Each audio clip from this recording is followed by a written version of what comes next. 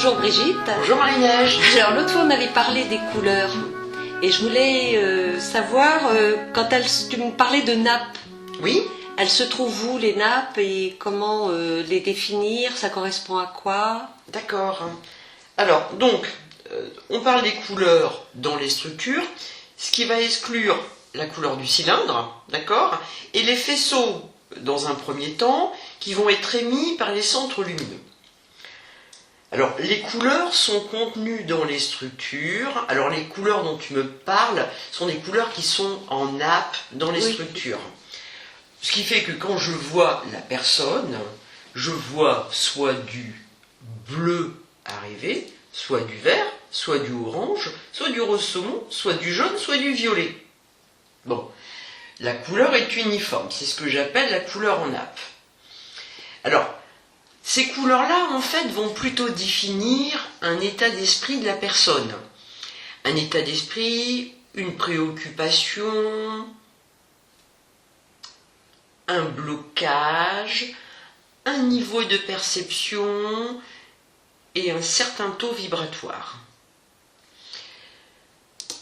Si je vois du bleu en nappe dans la structure, ça veut dire que la personne est dans un état d'esprit à protéger son espace personnel et à n'autoriser les personnes à entrer dans son énergie qu'avec un certain protocole et un certain savoir-faire.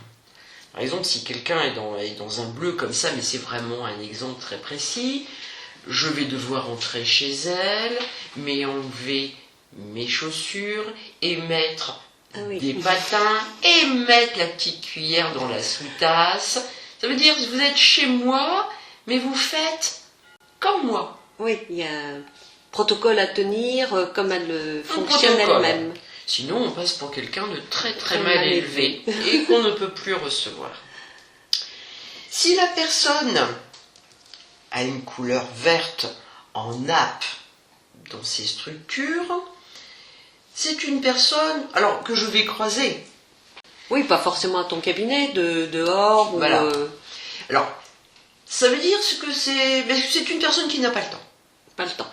Je n'ai pas le temps. Je n'ai pas le temps, je n'ai pas le temps, je n'ai pas le temps. C'est-à-dire que c'est une personne qui ne va pas nous autoriser à les contacter et à lui prendre du temps. Mais par contre, une personne qui n'a pas le temps peut avoir le temps de prendre notre temps. Ah oui, il va t'occuper pour gagner du temps. Alors, il ne va pas fatalement m'occuper pour gagner du temps, mais c'est quelqu'un qui, étant comprimé lui-même dans son temps, va essayer, comme pour récupérer du temps, comme s'il y avait une espèce des vases communicants, de prendre le mien. Alors, ça, c'est un état d'esprit.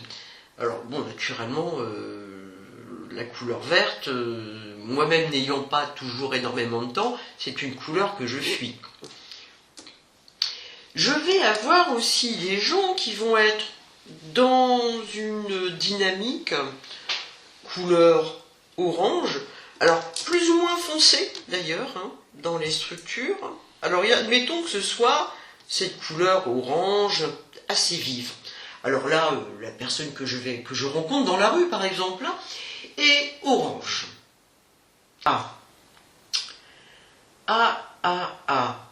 La personne est dans une préoccupation affective, psycho-affective. Elle est préoccupée par son affection ou préoccupée par une personne qu'elle aime. Si je veux être poli, il faut y aller en douceur. On y va en douceur et on s'occupe de la préoccupation de cette personne. Comment vont vos enfants? Comment vont vos parents? Et votre amie qui est malade, comment va-t-elle? Voilà un petit peu ça. Imaginons maintenant que dans la rue, je vois une personne qui soit dans le rose saumon. Alors, efficacité relationnelle, du rose saumon partout, un peu rose, légèrement saumonné, plus ou moins dense, C'est une personne qui, de loin, me montre qu'elle est dans une préoccupation relationnelle. Soit elle ne rencontre que des personnes de son niveau professionnel, de son niveau socio-professionnel, de son niveau familial, de son niveau dans la société, soit c'est une personne qui peut être dans une ouverture relationnelle, et là ça dépend si c'est en nappe ou si c'est en nappe plus ou moins dense. Ça voudrait aussi me dire que la personne est dans une recherche d'exotisme, dans une recherche d'apprendre autre chose avec les gens, de comprendre, de découverte, de comprendre d'autres cultures. Alors c'est une personne qui va se préoccuper, alors généralement on la rencontre, elle va nous dire qu'elle revient d'un voyage assez lointain, elle va se préoccuper de notre dernier voyage aussi, elle va se préoccuper de savoir ce qu'on a lu comme bouquin éventuellement ou ce qu'on a vu comme dernier spectacle à Paris. Enfin voilà. Oui, ces conversations sont juste centrées sur son point d'intérêt. Voilà, les gens qui ont des couleurs en nappe ont des centres d'intérêt extrêmement centrés. Ils sont quand même relativement centrés sur eux, hein, oui. Mais bon, ça c'est pas un problème. Imaginons que l'on soit sur une nappe jaune. Ouh, alors là, ça c'est quelqu'un qui réfléchit, voire même qui cogite. Je dirais, on voit du jaune fixe comme ça dans les structures. Alors moi j'ai toujours tendance à me dire, oh là là, attention, petit vélo dans la tête. Hein. Oui, là c'est la cogitation, quelqu'un qui est bloqué mental. Quelqu'un qui est un peu bloqué mental. Alors ça peut être quelqu'un qui va être dans une grosse colère. Ah oui, et qui a fait une colère 1 heure, 2 heures, oui, puis que ça 3 traîne heures, encore un peu. Et qui a encore énormément de couleurs dans les structures. Par contre, si la couleur jaune est beaucoup plus fluide, beaucoup plus limpide et beaucoup plus transparente, ça va être quelqu'un qui peut-être va être à la recherche d'une idée chez quelqu'un d'autre. Alors cette personne, quand elle va nous rencontrer, va nous aborder en disant « Oh tiens, j'ai une idée, qu'est-ce que tu penses de ça ?» Pour développer. Est-ce que tu peux... Tiens, mais tu viens de me dire ça, mais est-ce que tu peux développer ton idée ? C'est moi là. Nourris mon projet, s'il te plaît. Ou alors, bon, un peu plus rare, quoique pas vraiment non plus. Bon, tôt le matin, quand on va chercher la baguette, hein, il y a très peu de violets dans les rues. Alors, la couleur violette en écran dans la structure, il faut déjà être branché spiritualité. Branché religion, spiritualité, développement personnel, bien-être. C'est moins accessible là.